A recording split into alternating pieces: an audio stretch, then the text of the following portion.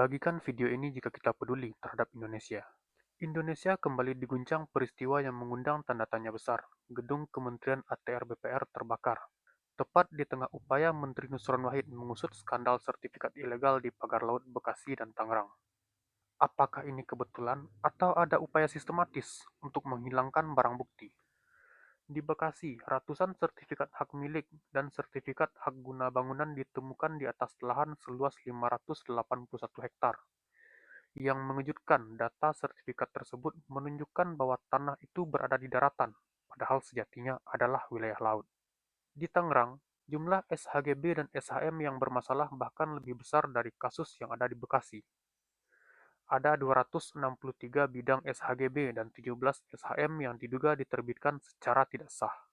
Nusron Wahid sudah menegaskan bahwa ia akan membawa kasus ini ke ranah hukum. Lebih dari itu, ia juga menegaskan bahwa siapapun yang terlibat, termasuk pejabat internal BPN, akan ditindak tegas.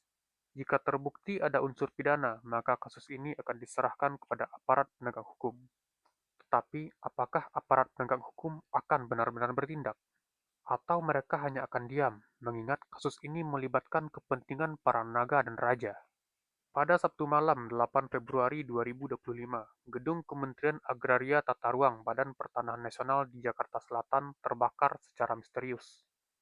Sebuah kebetulan, ataukah ini justru upaya untuk menghancurkan bukti-bukti penting? Ataukah ini sebuah ancaman agar tidak mengganggu kepentingan para naga, meskipun harus menggadaikan kedaulatan NKRI yang disebut sebagai harga mati?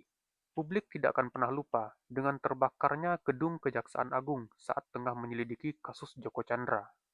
Pagar laut sendiri adalah proyek kontroversial yang diduga melibatkan manipulasi dan korupsi dalam skala besar.